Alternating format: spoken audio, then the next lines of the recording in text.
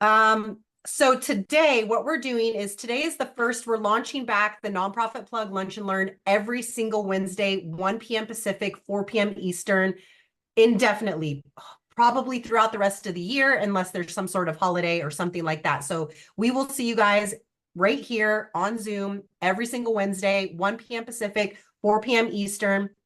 I believe if you signed up for today, it should have put you registered for the whole rest of the year. So you should already have all of those, but you'll get reminders from us. So today, what we're going to kind of do to kind of kick off that series is just do a real brief nonprofit 101 and just kind of do a little touch on every single topic. Next week, we're going to dive into fundraising, financial sustainability. So that one's going to be a really good one. We'll open it up for questions as well.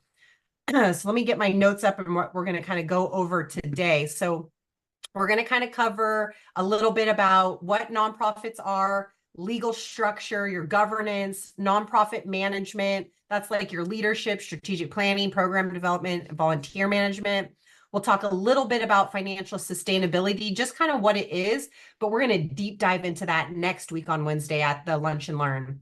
Fundraising and development, marketing and communication, challenges and best practices. Any questions on that before I really dive in? Okay, awesome. And just don't forget, today's session's recorded. We put everything for now on our YouTube channel, so we will keep going with that. So if you miss, I know a lot of people that are registered just want to get the recording, so we'll get that for you. 2 seconds. We have it loud outside. Awesome. And while she is calming the outside down, please utilize the chat for any questions you have. I'll be in the chat, Nakia will be in the chat, Ruby's also lurking in the chat. So we're here to help. Any questions you have. Back to you, Sharon. And actually, thank you for that, Michael. Let me introduce, everyone knows you, Michael, from last week, but let me introduce Ruby and Nakia. They are also on the Nonprofit Plug team. Ruby oversees all of the accounting, bookkeeping, compliance for all Nonprofit Plug clients. So if you have a nonprofit and you need annual compliance support, if you need bookkeeping and accounting, that is your woman right there. And let me tell you, if you get 5 minutes with her, your life will change. We also have Nakia on the team. She is our operations administrator. So you guys will probably see her name and her face all over stuff. She kind of is in every single department of the Nonprofit Plug, blessing all of us. You may even get a phone call from her. And then I think I just saw Janine enter too, and Janine is the director of our capacity building. So if you're one of our clients or thinking about becoming a grant services or capacity building client, you will have a lot of interaction with Janine. And then of course, y'all know Michael. How could you not? He does everything with your mission, with your pitch, with donor acquisition, any kind of leadership development coaching. That's another one. If you get 5 minutes with him, he will change your life. Okay. So let's dive in. Very informal. You guys know how I like to keep it at the Lunch and Learn. So if you have questions, unmute yourself and just ask your question. It is okay to interrupt me. Sometimes I can't see the screen with hands, so just dive in if you've got a question. So briefly, I just wanted to go over the couple different variations between nonprofits. Is everyone on here a 501c3, or do we have any C6s, C19s, anything else? Is everyone a C3? You can just put a thumbs up in the chat or on the screen. Thank you, Candace. Oh, that was Dr. Davis. My bad. Thank you. Everyone's pretty much a 501c3 today. So if you're not a 501c3, which is just your general public charity, that's the most common. You've got C6s, which are typically associations like a realtist group, anybody that's specific to one type of group. If you're a C19, you're more than likely a veteran service organization, so you're only doing specific stuff.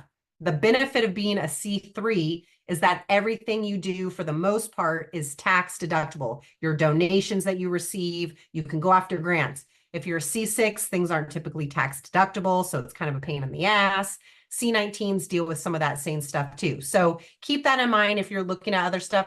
Usually it's an association as a C6 when their headquarters requires it, but then they'll also have to have a C3 to be able to do tax deductions. So if you all are C3s, we are golden. You are all set up for tax deductible donations. You're all set up for applying for grants. Is anyone on here a private foundation or a faith-based group? No? Okay, cool. We won't even touch on those because you don't want to be either one of those, unfortunately. Candace, you're good. That 509 is okay. That's just an even deeper designation. So you're good as long as you're a 501c3. Okay, beautiful. 2 seconds. I just like to have you, Michael, recap mission-driven focus and the importance of a clear mission and vision. And that'll kind of, we'll set them up at the end of this call for our workshop that we have, but just kind of go over so everyone kind of gets an understanding of what a good, clear mission and a good vision is and the importance of that. Sure, absolutely. Just like a company or when you're going to your favorite restaurant, you know exactly what they serve, you know exactly what they do, you know exactly what companies have to offer that you deal with all the time. And it's the same thing when it comes to your nonprofit. Your mission statement has to be super clear. When we hear it, it should inspire, it should be direct. We should know who you serve. And often mission statements, we talked about some mission statements that kind of missed the mark, were too complicated, too complex. It should be super straightforward. If you told your mission statement to a little kid walking down the street, they should really understand what you do. So last week we talked about that. That is in a recording and it's going to be available. Also, too, Dr. Sharon, I do want to give a sneak peek to school and what Sure. we'll be doing in that. We'll Yeah. talk about that a little bit later. But it's just really important. Many times, if your mission statement is one where you have to know something or specialized knowledge, or it's something within your circle or your group, it's too complex. So just can't stress it enough. Your mission statement, when people hear it, they should be inspired to move, give, and act.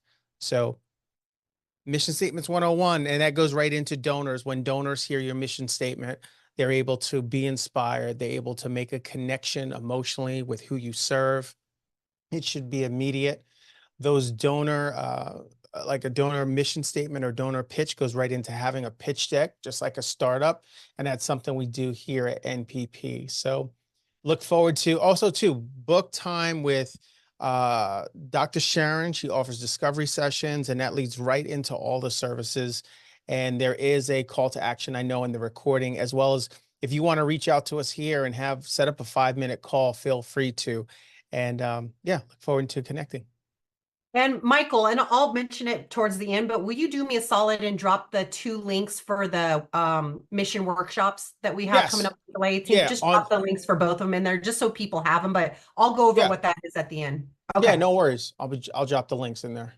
So remember, guys, today is really just kind of this may not apply to everyone. A lot of you have been in your nonprofit maybe for a couple of years, you're new, but we find that even those nonprofit founders and executive directors that have been in the role for 5, 7 years, some of this stuff still isn't a critical component of the work you do because you're a one-man band. So I really just want to give this general overview. And then by starting next week, we're going to do some real deep dive-ins.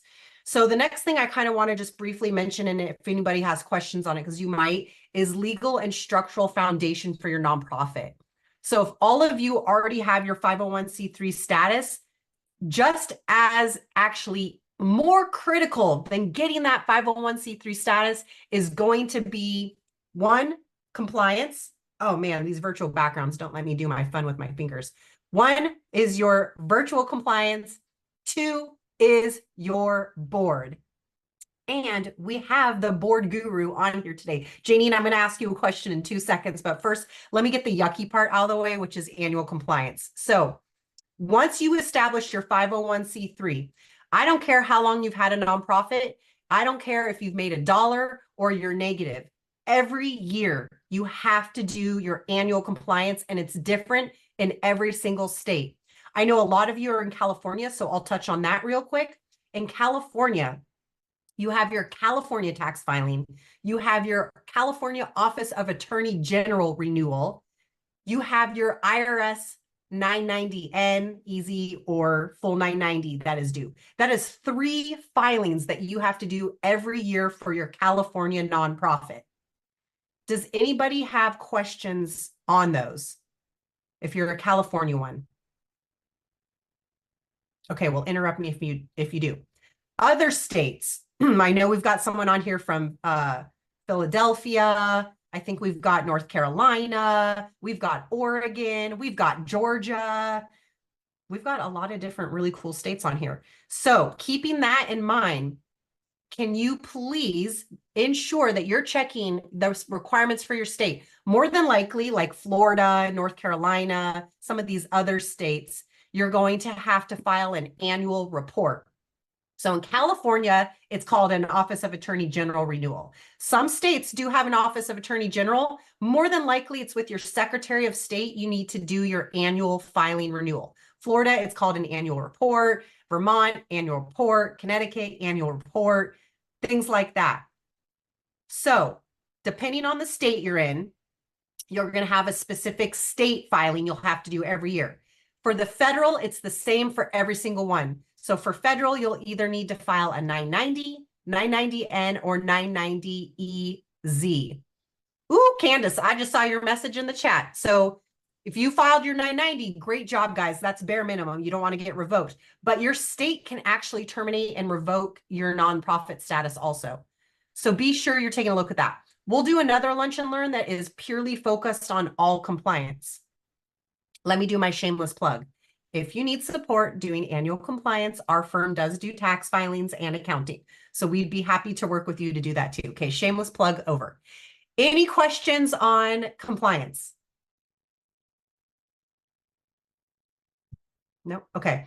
Michael did drop the session information for the mission statement workshop in the chat, just in case anybody is interested, but I'll go over that in detail at the end.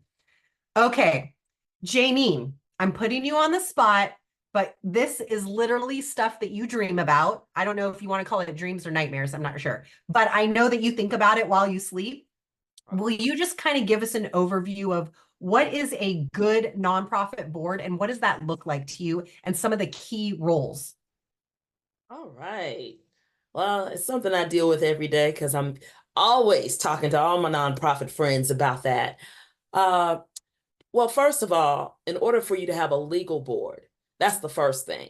Do you know how many nonprofits I come across that don't have a legal board? It's Right. just one person or my husband and my wife, me and my daughter, something like that. You need to have 3 actual people on the board to start with. And that would be your treasurer, your secretary, and of course your president. Those 3 people are key, and neither one of them can be the other. They have to be 3 separate people. So make sure you have your 3 people in line. It's great if they're not all related, but we can handle it if you are, but it looks better if everybody, I'll say it this way, if everybody doesn't have the same last names. We do marriage counseling if you are a husband and wife or partner and partner or whatever. We can offer that. Michael's really good at that if you guys need it, because we do run into a lot of nonprofits and it's partners that are running it together, and doing business with family is difficult. It is. So but, Michael, if anyone needs them, Michael will do your marriage counseling. There you go. We'll keep the business and the marriage together. Amen. This is a new tagline. Sorry, go ahead, Janine. Oh, that's funny. But actually, once you have your 3 people together, then you need to make sure that you are doing meetings. Okay. We need to make sure that you have at least 1 meeting per quarter. For new and startups, I would say you need much more than 1 meeting a quarter. I tell people at least meet monthly if you are new. Now, going back to how you choose these board members, just to let you know, just don't put any and everybody on these boards. I need you to really vet. That's one of the things I'm doing with a lot of the nonprofits I'm working with. We need to vet the board members. What do they bring to you? What are the things they can do for you? Not just being on the board because it's some prestige. We don't need you for that. We need you to be on the board because you're active, because you can do some things on that board. In other words, my favorite line, and you'll get used to hearing me say this, not just being involved, but being invested. I don't need you to just come to meetings and say what you say, talk about your ideas. I need you to be involved and invested. Guess what invested means? Yep, it means just that, money. I need you to be able to bring money to the table. It doesn't mean that you have to write out a check, but each board member should have a number that they need to bring, raise, write a check for, whatever, when they're coming in, because that's what sustains that board. That makes active board members. And if a board member is giving their money, they are certainly going to make sure that the success of that board is happening and the organization. So that's like the three little things about a strong board. Now, you also need, I forgot to tell you, you do need a chairman of the board. Chairman does not have to be your president. A chairman is just someone who runs the meetings. That can be anybody that you either elect to be a chairman or assign to be a chairman. But you do need someone that will run those meetings. Dr. Gina, you have a question for me. Go ahead. Yes, I do. I'm the founder and CEO of my nonprofit, but I'm also the chair of the board. Is that okay? Well, so I love this founder, CEO, and chairman thing. So who is the actual president? Are you acting as the president as well, or? Yes, I started the nonprofit. Okay, so you are the founding member of the nonprofit. I founded it, Okay. started it, and everything like that. I do have a board. I have a vice chair. Okay. And a treasurer and a secretary and all of that. But and we're really structuring our board. We're restructuring it from when I first started the board. I had my friends and everything, and that didn't work. So Yeah, never. But I was thinking about this. I was just curious. Is it okay for me to be?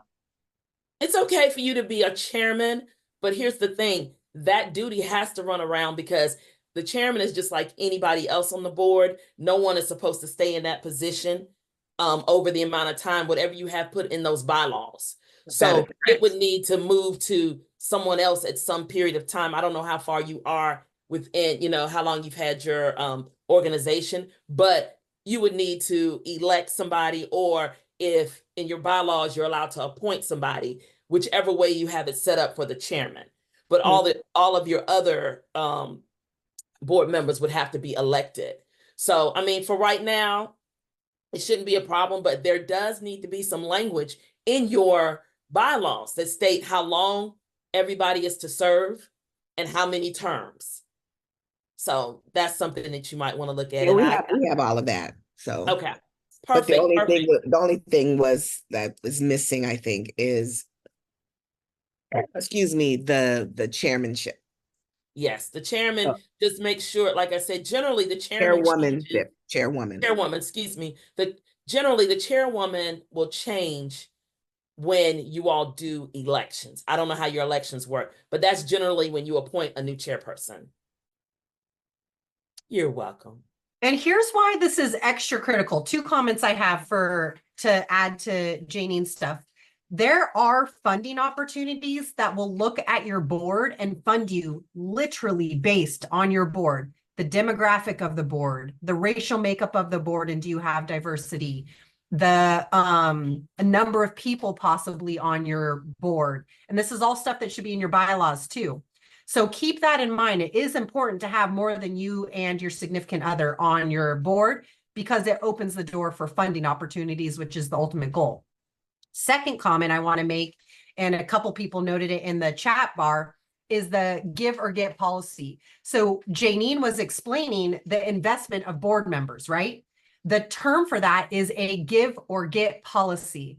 And for those of you that have known me long enough, I call that, and I'm about to cuss, so if you don't want to hear the word, cover your ears, the give or get the fuck on policy. Because give or get TF on. There's no reason you need to be on a board if you're not going to contribute in any kind of way. Maybe you're contributing in kind, financially. And that doesn't necessarily mean it has to come out of your pocket. That's what it could be, you going and leveraging the funds and raising it from your community. So we like to have a give or get policy in your bylaws, in your welcome packet. Your board members sign off on it. That's Do you right. want me to add to that, Sharon, a little bit? Sure. So you explained the give side just perfectly. The get side, at least in our organization, is very flexible.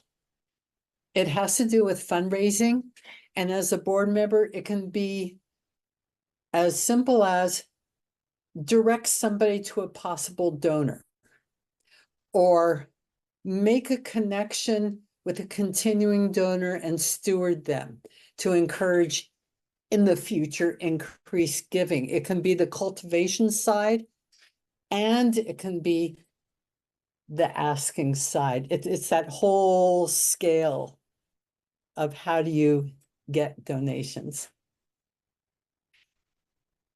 Okay, awesome. Thank you, Mom. And just I noticed in the chat, Yes, I was looking at her. I know last week you told us what your name is, but and I couldn't remember if the screen matched that or not. So I apologize if I'm calling you the wrong name because I'm having a brain fart. It's these allergies. Okay.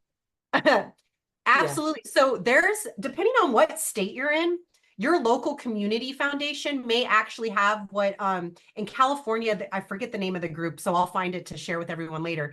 But there's actually this, it's called like Cause Cupid or Cupid board members, and they basically they match board members with the alignment of your mission. Wow. A lot of local community foundations, nonprofit partnerships and groups like that in your local area, maybe even like the Association for Fundraising Professionals. If you do an announcement, hey, I need board members, sometimes they'll find them. There's a lot of times there's people who need to do the experience of how to get on, how to be on a board. And a lot of these local groups show that. It's kind of cool. You could Google like Cause Cupid or Cupid Nonprofit Management or something like that, but I'll find the right name. That's one of my Okay. favorites.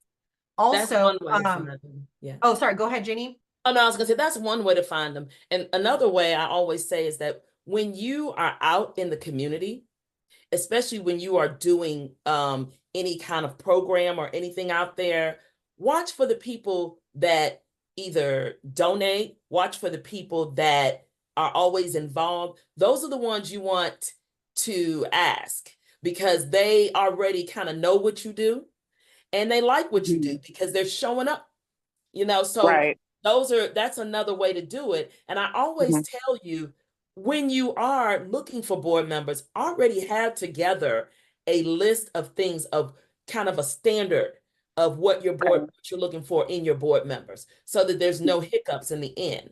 And just recently, I have told one of my clients, I've had to tell them about board members. One of the things I think would be a good thing to even start, even if you're new at it or you're not sure, or if you've got to start from scratch all over, like many board members do, I even say I don't want to call it a probationary period because that just sounds like work, but a period of time, whatever you want to call it, to allow these board members to be involved and see if they're a good fit for you. Hey, maybe 3 months and say, okay, at the end of this 3 months, yeah, I think you would be a great board member. Or, you know what? I appreciate you coming on, but I don't think you align with what we do.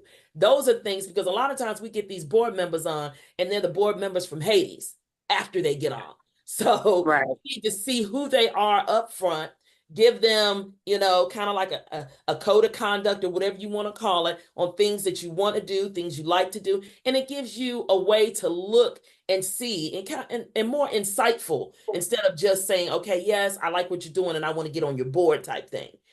See what they're doing, see what they've done in 90 days. Can they measure up? Have they been able to bring something to the table while they've been there? So, I mean, there'd be different ways maybe to measure that, but I think that's also another way to help screen your board members. Okay. Janine, I how appreciate about that. how to get those inactive board members off? Inactive board members, oh, that's always fun. Usually, let me tell you what happens. Change is always going to move people, always. When you start putting policies together, if they're not used to a policy that you've had, how you get rid of them is you make a policy of how many times they can miss, whatever it is they have to, whatever they have to do as far as raising money, the things that you need to put on there, put on your policy. Everybody must sign it or they get off the board if they don't sign. That way you have accountability. So when they don't do what they're supposed to do, you have a way to dismiss them from the board. So that's one of the easiest ways to do it. go ahead and do your accountability. And how you do that, I don't know if you have more than 3 members on your board, but if you have more than 3 members, you need the executive board to be there. That would be your president, your secretary, and your treasurer. The 3 of you all get together, and yeah, it's almost like a job, but not quite. But if you do that, that means you are lawfully dismissing them based on the information. Because one of the things I have seen in so many boards, I have seen board members dismiss the founding person, because you get these people on, they have a different take on what you're doing, and they've been able to dismiss the founding people because they've been able to get people to vote with them. That's something you don't want. So that's another reason why those bylaws are going to be important, and also those codes of conduct. So you want to get rid of anybody that's on your board. First of all, half of them, if they're not doing what they need to do, they're not going to want to sign. And then that's your way to get rid of them, honestly. And then the other way, if they're doing what they're doing, they're going to do one of 2 things. They're going to shape up, or they're going to ship out. You'll be able to say, hey, after this amount of time, you've done this, I think you're not good for the board anymore. So those are ways to get rid of those lingering board members. Any other questions on the board? Thank you guys so much. Yeah, that was awesome. We love boards. Boards can be your best friend. So it's worth taking the time to put a good board together and figuring out your board and spending some thought into that process. It's really, really worth the success of the nonprofit, because that's also where a lot of unrestricted funding comes. And that means that's funding to pay for overhead, additional program expenses, bills you might have. It's unrestricted funding, possibly the salary of your executive director. There's a nonprofit in Los Angeles that I worked with, and their board's job was to raise the funds so that the executive director would have a salary every year. So put your board to use. Okay, just to close out legal and structural stuff, I just want to, for 2 seconds, mention how important it is to have bylaws. That's basically your governing document that tells the state, the IRS, and your board how you're legally going to operate. It has definitions of your board members in there. Sometimes it has your conflict of interest and your whistleblower policy. Sometimes it has information about what's required for insurance, thresholds on spending, how to vote board members on and off. So definitely have bylaws. It's kind of like your Bible of your nonprofit organization for governance. We'll touch on that on another Lunch and Learn and go into that specifically for a whole hour on just what bylaws are and do a bylaws training. Any questions on bylaws and policies before I jump on? That one's going to be a whole hour session. Right. And your give or get policy and attendance policy can be in your bylaws too. That's my favorite. I don't put the TF in there, but you can if you wanted to. Anyone who puts TF in their policy for give or get, I will get you a gift card to somewhere. You let me know. You show it to me that's in your bylaws and I'll get you a gift card. Okay. The next section that I want to just touch on is on nonprofit management, leadership and management, strategic planning, program development, and your volunteer management. Michael, will you give us a high-level overview of key qualities of effective nonprofit leaders? Anything that just comes to the front of your mind, and what does that look like for you, and some maybe emotional wins that they can have today on keeping those key qualities effective, and what qualities should they be working on? Sure. I would say the one that got you here today is resilience. That ability to put up and really survive that storm. I'm sure that each and every one of you, unless you just filed yesterday, you have been through some peaks and valleys. So as a leadership, being able to, again, have resilience, also know that your mindset is super, super important. Being able to be focused, have goals just like you would a startup. And I use that, I always talk about startups and nonprofits. They're in that same space of uncharted territory, not knowing what tomorrow's looks like. Though we do a lot of planning, you have to have that resilience, have to be able to really have a somewhat of a tough mindset, knowing where, staying focused. This is a big one, staying focused on the audience you serve and the community that you serve. So often, and I find this, and we talked about this, Dr. Sharon, is that we can almost fall into a trap where the people that we serve, we almost feel like we have the same plights and the same trials. But I know in many ways that each of you have been called to kind of rise above the moment. You know, you've been through stuff, you have scars, those wounds have now become scars. You've been able to heal, and now you're called to lead an organization to be able to help a community, be it food, shelter, services of any sort. Also, too, I hope that each of you are reading or taking in information to help build you up as leaders. It can become tough and isolating as you lead your organizations to just rely on friends and family, which sometimes they don't understand what you're going through.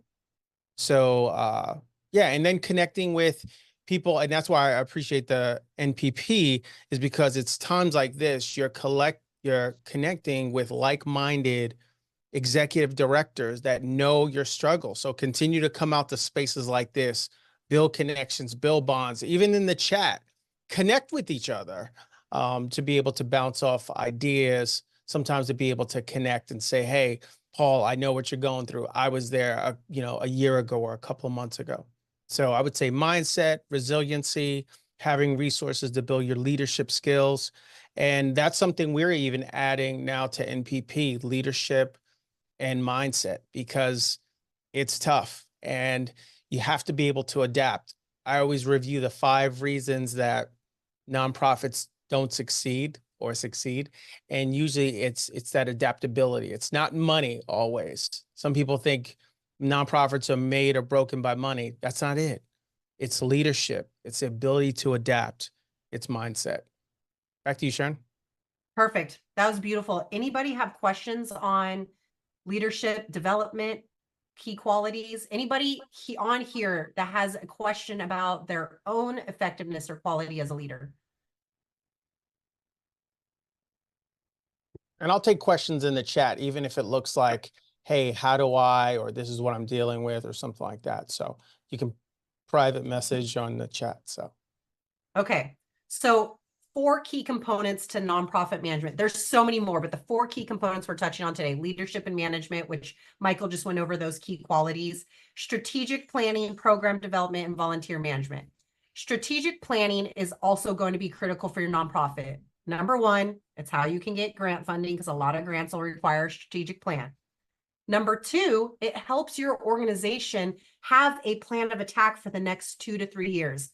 It does not have to be those old school 13, 20 plus page strategic plans anymore. A 2 to 3, 5-page strategic plan is plenty long. Your goals, your objectives, your budget, how you're going to do it, the population that you want to serve, you call it good.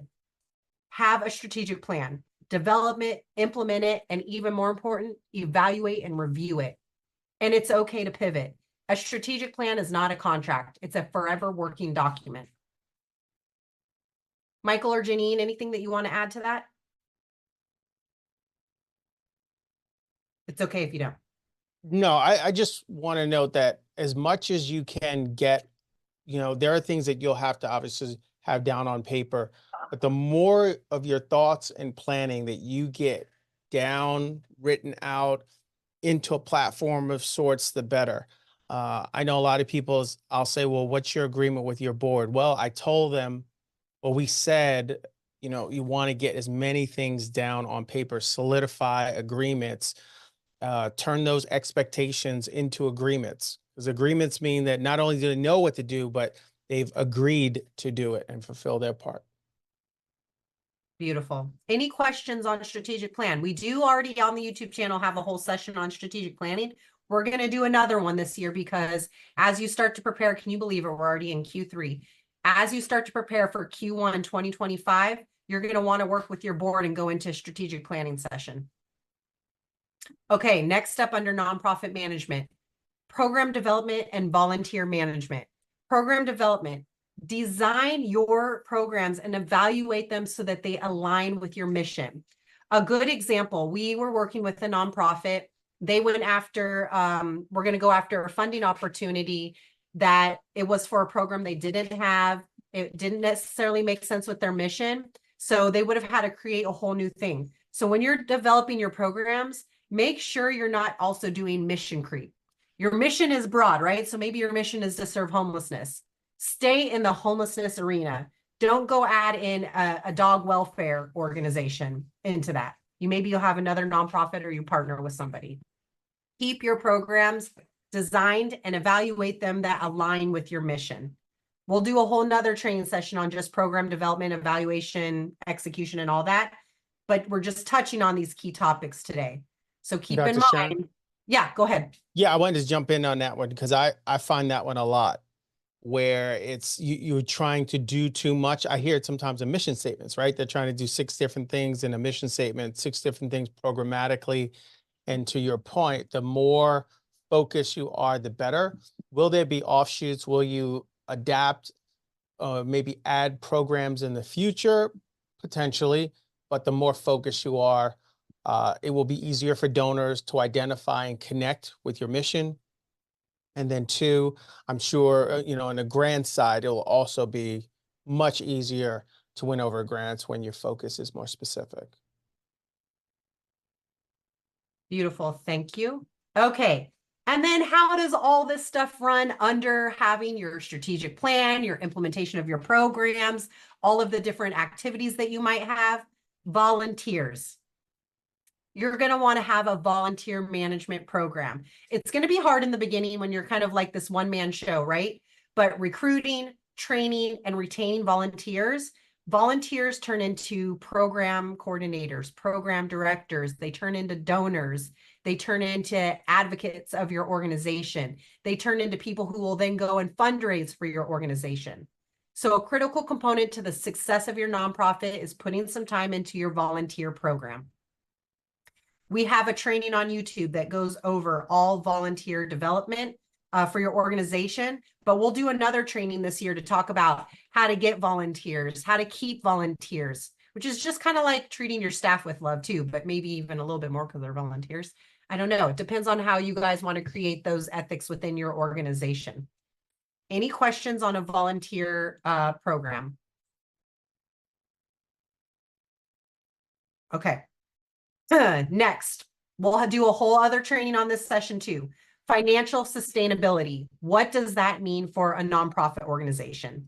That means you have a budget. It means you have financial reporting and accountability. It means you have financial reserves. It means you have fundraising strategies. Let me say that one more time. Financial management and sustainability means you have a budget by creating and maintaining a budget. You have financial reporting and accountability, understanding your financial statements. You're building financial reserves. That's the importance of an emergency fund, like a rainy day fund. Fundraising strategies, diverse revenue streams, donations, grants, events, what do they call it? Sponsorships. Those are all different kinds of diverse revenue streams for fundraising strategies. So having financial management and sustainability means budgeting, financial reporting and accountability, building financial reserves, fundraising strategies. Any questions on financial management and sustainability?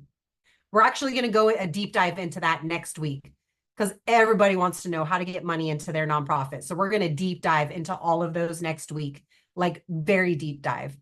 One tip I'll give you today, how to get some funds today. This is how I raised $25,000 in one day when I was executive director of a nonprofit organization.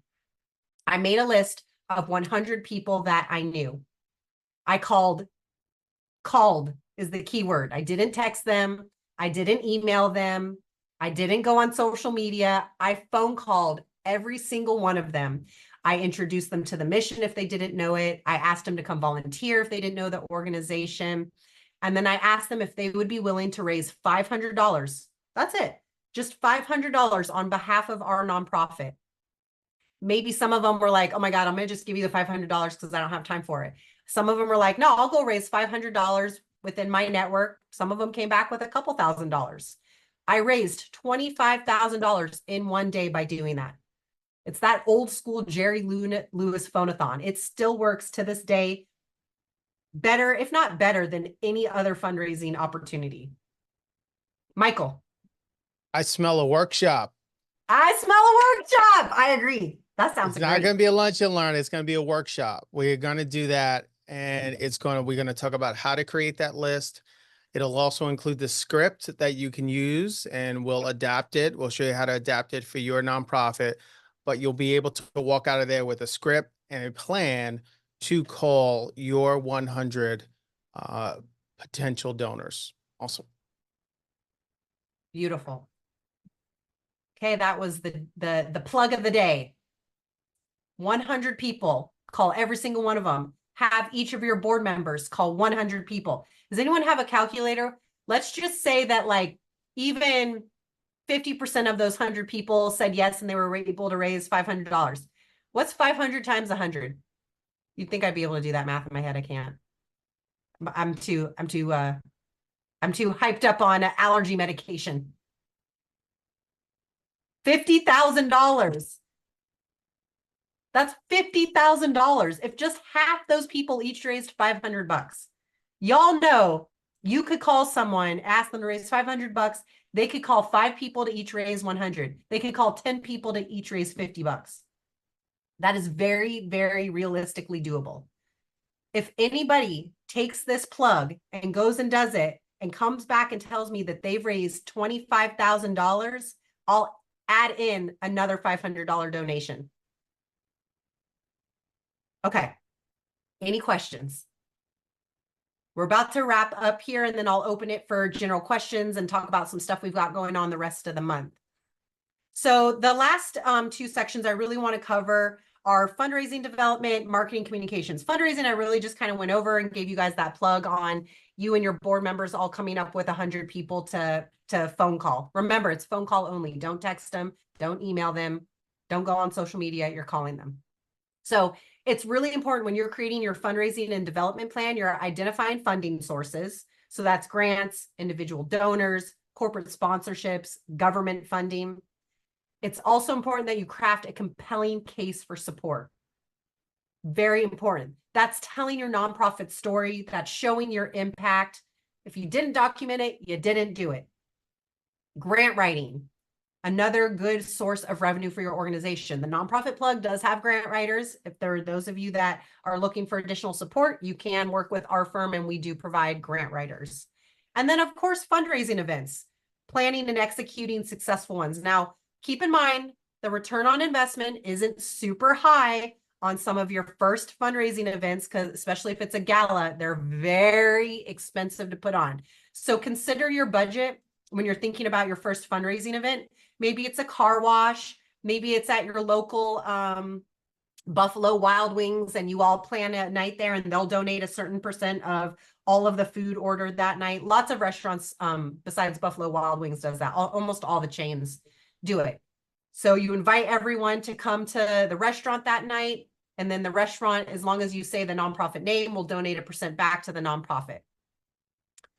That's fundraising and development. So that's identifying funding sources, crafting your compelling case for support, grant writing, donor cultivation and stewardship. So that's building and maintaining relationships with donors, and then fundraising events. The last section I want to briefly go over before I open it up to comments and questions is marketing and communication. So this is where it's really important that understanding if you didn't document it, you didn't do it. Take photos. I know, as annoying as it is, like nothing drives me more crazy when someone's down on like Skid Row or like down where majority of the homeless people are and they're like snapping photos. However, get a couple of key photos that you can use so that you can demonstrate visually your impact. Get some video, social media posts, share your impact on social media so that the world knows what you guys are doing. This is where leveraging social media and digital tools is helpful, developing your marketing plan, having some public relations. So that's building and maintaining your positive public image. And then of course, engaging stakeholders, communication strategies for different audiences, communication with your board, communication with your volunteers, with your employees, with your community, with the individuals that you're serving. Any questions on fundraising or marketing and communications? Okay. I know that was a super brief overview of Nonprofit 101. It applies to whether you've been around 1 year, 5 years, 10 years. These are all the components of a successful nonprofit organization. Let me just briefly mention them real quick. We started with the different types of nonprofits. So understanding your mission-driven focus, importance of having a clear mission and vision, your legal structure, making sure you're staying in compliance every year with the state and with the IRS, nonprofit management, your leadership management, strategic planning, program development, volunteer management, your financial management, sustainability, budgeting, financial reporting, accountability, fundraising development, marketing, and communications. Any questions on any of that before I close out the official session? Then we just kind of opened it for questions and comments. I guess I was that clear today, huh? Okay. I'm sure there's more questions than that. So, on July 18th, 1 p.m. Pacific and 6 p.m. Pacific, we are hosting a mission statement workshop. We will be going over your mission statement. We'll have live examples. We'll do live assessments. We'll do developments right on the call.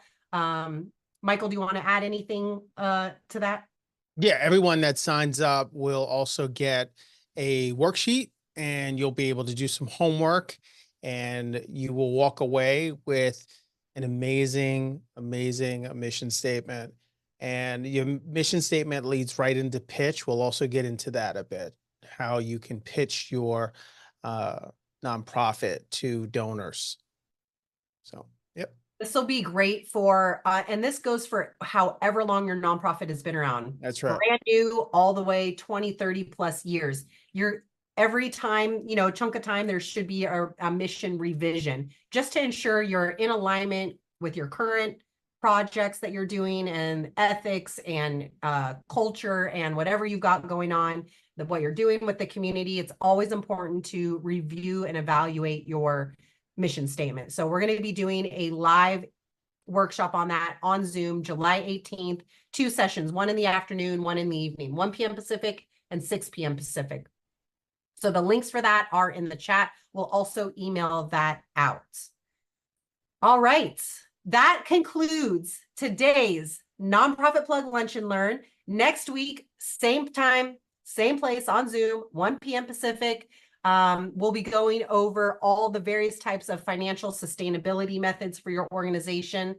So join us next week at 1 p.m. I will open it now for any open questions, comments. Otherwise, if you've got your nonprofit to go run, go ahead and go do that. You're free for today. Thank you, everyone, for joining us. I appreciate it. We'll see you guys next week. Awesome. Oh, and really quick, I know there was a question in the chat regarding every door direct mail. I don't know of a service that directly does that, but I will tell you, every single product or service, if there's a company behind it, if you reach out to them, they very well may donate services or have reduced cost services for nonprofits.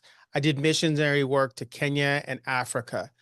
I got a call to go to Kenya. There was a whole bunch of equipment I didn't have. I contacted Manfrotto, Sony, and they simply sent me the equipment. So you give them an opportunity to ask, gives them the opportunity to serve your community. So you'd be shocked how many places have either reduced costs, low cost, no cost, half price, or free services for nonprofits. So just wanted to share that. Dr. Sharon? That's all I got for everybody today. Cool. We will Thank see you, guys. next week, Wednesday at 1 p.m. Pacific. July 18th, we've got our mission statement workshop. We will see you every Wednesday at 1 o'clock. Keep an eye out on your mail inbox. We'll send out a replay from today. We'll send out information for all the different workshops. Have a fantastic week. Thank you, Paul. I see some other great faces on here. Natasha, thank you for joining us. All right, everybody, have a great week. Thank you. Everybody have a happy and safe 4th of July. Oh yeah, happy 4th of July. That's right. Totally forgot 4th of July this week.